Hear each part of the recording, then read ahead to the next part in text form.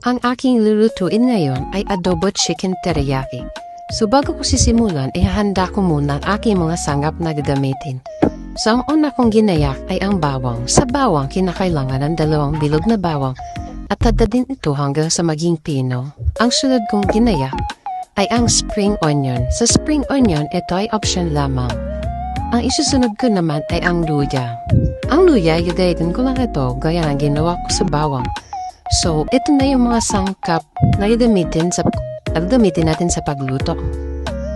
Andiyan na ang 1 kilong chicken breast na hinati ko sa maliliit lamang at 2 ulo ng garlic na hinati natin sa maliliit, cooking oil, 1 tablespoon spring onion, 1 tablespoon sesame seeds, 1 tablespoon ginger, 1 cup sugar, 1/2 cup soy sauce, 1 large egg, 1 tablespoon salt and pepper, 1 cup melted cheese, 1 cup all-purpose flour. Sisimulan ko ng aking technique sa pagluto. Una ay i-marinate ko ang manok. Nilagyan ko ito ng all-purpose flour, sunod ay ang salt and pepper, at panghuli ang itlog. Pagkatapos ay pinaghalo ko na at isinat aside ko muna ang mga ito. So habang nakaset aside ang ating manok, ay magtitimpa na tayo naggamitin nating sauce sa ating manok. Una ay naglagay ako ng soy sauce, sunod ay asukal at sunod ko na rin nilagay ang bawang, luya sa paminta. Then, minix ko lang ito hanggang sa matuno ang nilagay nating asukal.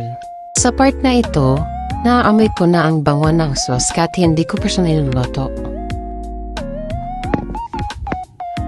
Nangatapos ko na ang paghalo, sisimulan natin ang pagprito ng manok na ating binabad.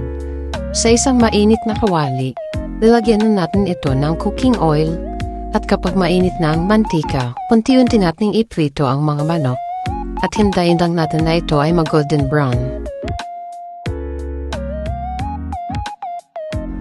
So, pagkatapos natin maghintay na mag-golden brown ang manok, ito na siya.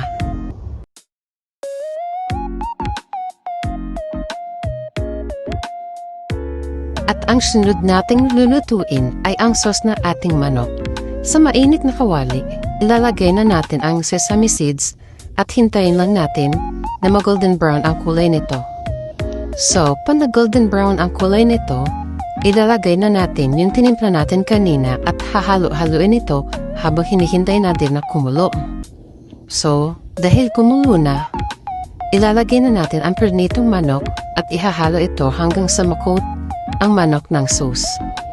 Pag na-coat na lahat ng sauce, ay ilalagay na natin ang cheese at hintayin lang natin na mag-melt ito and then tapos na.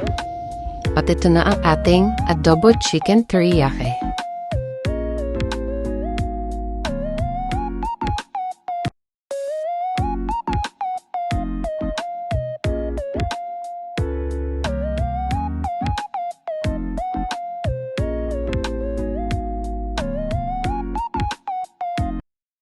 Ang distribute ko sa aking luto ay medyo naalatan ako at mukhang na-overcook ko yung pagkapritos ng manok.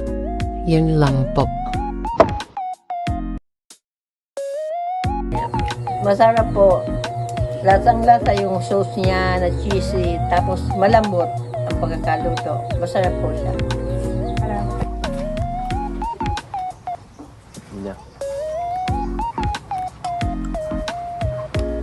Yung lasa niya is balanse naman